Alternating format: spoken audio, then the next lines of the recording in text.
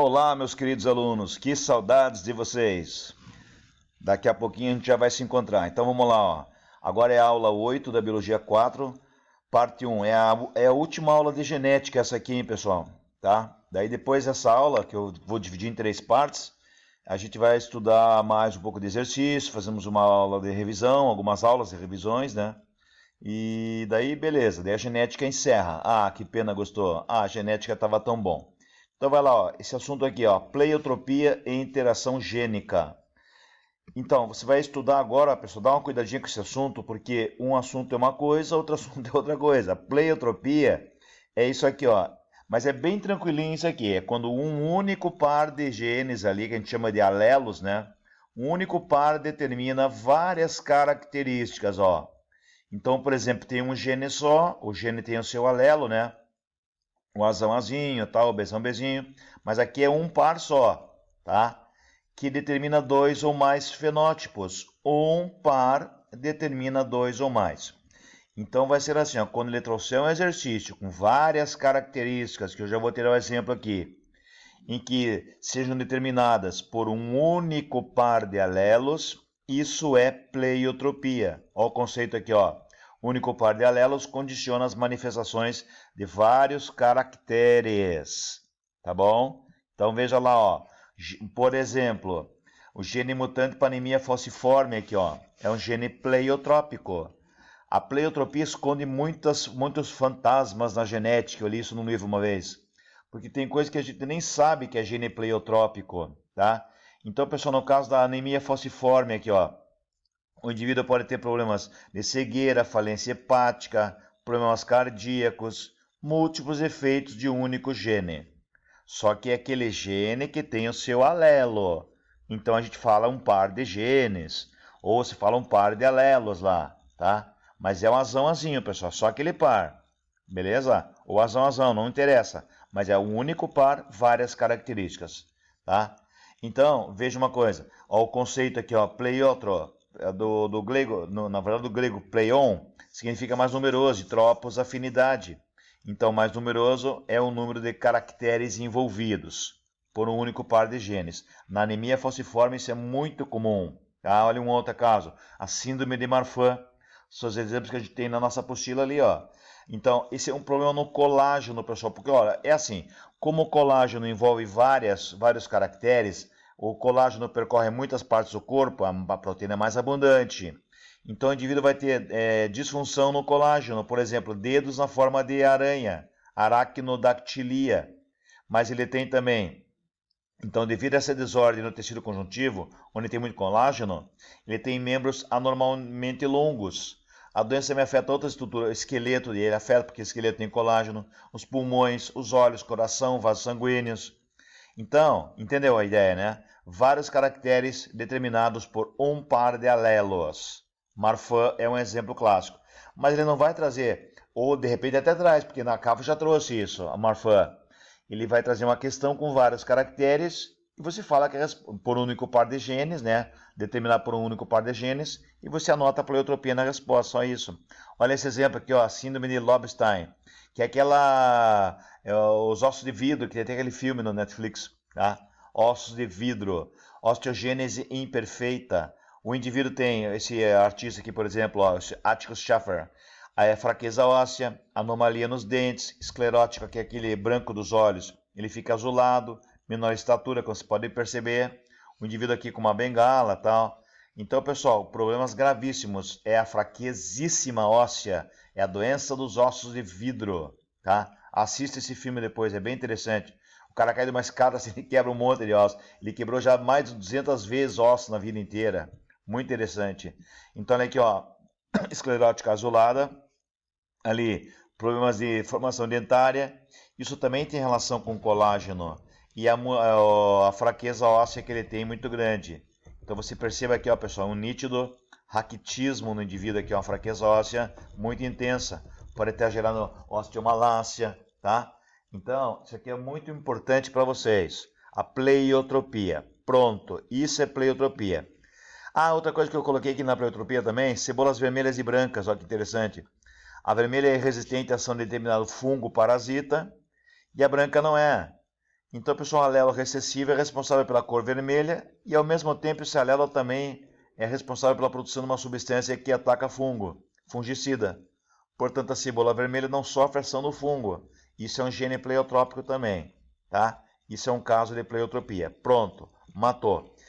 Que é diferente, mas é o contrário, na verdade, da interação gênica. Turma, interação gênica é interação de genes para uma característica. Ou para, se quiser, um caráter só. O caráter é aquele geral, né? A cor da semente é o caráter. Amarela ou verde são as características. Característica é mais fenótipo direto, né?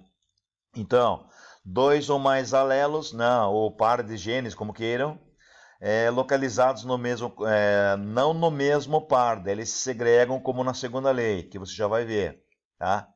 Então, na verdade, vamos para a interação gênica agora, que é o contrário de pleiotropia. Olha como é que é, ó. Aqui você percebe que esse par de alelos aqui está num cromossomo, num par cromossômico, né, num par de homólogos, e esse está no outro. Tá, e daí? E daí que eles condicionam a mesma característica.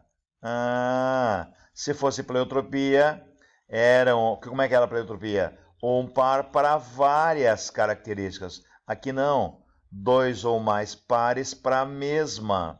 É só você entender que isso é uma interação de genes. Cai muito na UFSC isso aí, pessoal. Isso aqui cai em qualquer vestibular bastante, tá? Então, caráter determinado por interação de dois ou mais pares de genes. Como é que você vai ver isso aí? Você vai ver isso aqui com alguns exemplos.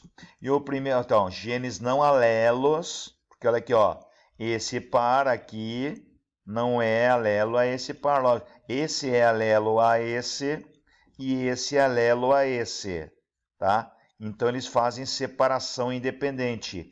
Aquela segregação, lembra? Azão com bezão, azão com bezinho, azinho com bezão, azinho com bezinho, tá? Porque eles estão em cromossomos diferentes. Então vamos lá, turma. Deixa eu fazer um exercício rápido com vocês, que é bem fácil aqui, ó. Sabe-se que de um modo geral, cada par de alelos ali, né? Os genes alelos determina uma única característica. Estudamos assim geralmente. Porém, há casos onde o mesmo par de alelos ali, né? Ou você chama de genes, sob certas condições ambientais, determinam dois ou mais caracteres. Então, isso aí como é que é o nome? Acabei de ver com vocês. Portanto, o mesmo par para várias, pleiotropia. Gostinho aparecendo ali, saudades desse gostinho, ó. Então, beleza, estamos chegando ali na metade da aula, já passamos a metade. Agora vai lá, ó, pessoal, aqui, ó. E quando ele trouxer, olha como é o contrário, ó. Pares e genes que segregam de uma forma independente, como na segunda lei, podem agir conjuntamente na determinação de uma ou mais. Daí isso seria o quê? Uma interação gênica, tá? Então é o contrário à interação gênica da pleiotropia. Agora, olhem os casos de interação gênica. Pessoal, esse é o mais importante, estude bem esse caso aqui, ó. A pigmentação da pele dos olhos, a interação gênica na herança quantitativa. Herança quantitativa é isso aqui, ó. É uma poligenia, vários genes ou várias partes, polimeria. Então vai lá, ó. Não chamamos de gene dominante agora, apesar que tem exercício que chama, tá? Mas verdadeiramente não se chama. Agora o gene é aditivo. Calma, já vai entender. Você não usa, se usa a letra maiúscula, o azão, mas não chama o azão de dominante. Usa o bezão e não chama de dominante. Ele vai adicionando o efeito no fenótipo. O que importa é a quantidade de genes agora aqui. O que interessa é a quantidade. Então, cada gene contribui com um pouquinho. Por isso é quantidade deles, pessoal.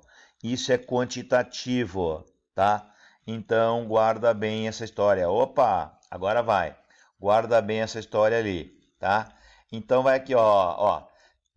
Exemplos. Guarda bem esse exemplo. Pigmentação. Quando tem a ver com altura, massa dos corpos, obesidade, ó, tamanho, massa dos corpos. Tamanho e massa dos corpos, tá? Os clássicos. O mais clássico mesmo é a pigmentação da pele, certo? E dos olhos também. Então, tamanho e massa dos corpos. Até inteligência se pode determinar pela interação gênica do tipo herança quantitativa. Então, vamos a esse exemplo aqui, ó, pessoal. Isso aqui foi inventado lá atrás, hoje em dia nem se usa mais esse termo, né? O negro, tá? O branco, mas, ó, é a pigmentação da pele mais escura ou a pigmentação da pele mais clara. Veja que na apostila vocês têm esse exemplo também, certo? E a UFSC trouxe em 2015 uma questão sobre isso. Então é muito importante lembrar disso aqui. Então vai lá, pessoal. Ó, o negro tem os 4 alelos aditivos e o branco não tem nenhum aditivo. Você chama o aditivo esse cara aqui, ó.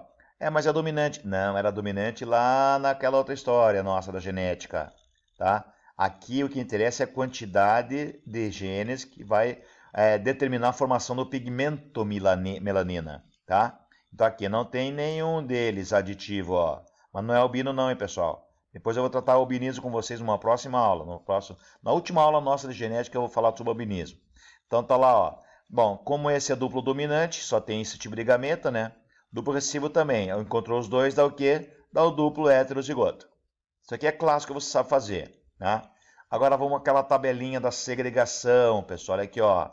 Só que não resulta naquele cálculo de 9 para 3 para 3 para 1. Veja como é que é, ó. Então a gente vai ter o negro, mas o negro vai ter o que na pele? Os olhos bem escuros, a pigmentação da íris, os 4 alelos aditivos, ó. Os 4 dominantes, né? Tá bom, 4 dominantes, mas chama de aditivo aqui. O negro. Agora aqui, ó, pessoal, aqui, ó, mulato escuro. Tem quantos aditivos? 1, 2, 3. Aquilo que chamávamos de dominante, ó, como eu separei bonitinho, ó. Verdade. Esses 4 indivíduos, em cada 16, né? Na probabilidade, são mulatos escuros. Tá? Então não é mais o negro, porque esse não é o aditivo, ó, o Szinho ou o Tzinho. É o não aditivo. Então esses 3 adicionam. Os 4 adicionam ali mais ainda. Então vamos tirando essa adição. Mulato médio. Mulato médio são esses 6 casos aqui, ó, pessoal, que eu destaquei com vocês aqui, ó. 1, 2 aditivos, ó. 1, 2 aditivos. Os dois, o tesão, aqui o Szão, tá? Aí vai o mulato claro, para esses 4 aqui, ó. Mulato claro é só o claro, é só um aditivo, né? Só um aditivo, só um aditivo, só um aditivo, tá? Então os 4 casos na corzinha mais clara aqui. E escute, e o branco, hein? E o branco, como é que é o branco? Pessoal, na verdade isso aqui depende do ambiente também. Depende do ambiente na produção da melanina. Pega mais sol, fica mais escura a pele, tá? Como seria o branco? Então a gente não fala em cor de pele, são tonalidades da pele. São tonalidades. Imagine quantas tonalidades não tem naquela primeira imagem que eu te mostrei ali, ó. Deixa eu só voltar na imagem aqui, ó. Essa imagem linda aqui, ó. Essa imagem aqui, ó. Quantas tonalidades da pele aqui, ó. Então, bem claro, vai escurecendo. O que vai acontecendo aqui, ó? Adição de melanina. Entendi. Olha o efeito quantitativo até chegar na pele bem escura mesmo. Então a gente trabalha aqui com 2 pares de alelos, mas pode trabalhar com 3 também, viu? Tá? Então, o assunto é herança quantitativa. Tudo bem? Pigmentação da pele. Veja um outro caso aqui, ó, pessoal. Aqui, ó. Aqui. Então, ali nenhum aditivo. Aqui eu coloquei quantos são aditivos, ó. Um aditivo nesse caso, um aqui também. Ali 2 aditivos. Essas 3 situações. Aqui 3 aditivos. No mulato escuro. E o negro, como seria o negro? O negro tem aqueles 4 aditivos. Não é albinismo branco ali, ó, pessoal. Porque um pouquinho de melanina ele ainda produz. Um pouquinho produz. Vai produzindo a mais aqui, um pouco mais ali, um pouco mais ali, um pouco mais lá. Bem mais aqui no quarto, tá? No 4, ou seja, 4 aditivos aqui, tá? Então, quantidade de poligenes. Agora aqui, ó, 1 em cada 16. Mas essa tabelinha aqui, ó, deixa eu voltar aqui para vocês, ó. Na tabelinha já estava aqui, ó. 1 em cada 16, 4 em cada 16, 6 em cada 16, 4 e 1 também, ó. 1 por 16, 4, 6, 4, 1. Belezinha? Então aqui, ó, 1 em cada 16.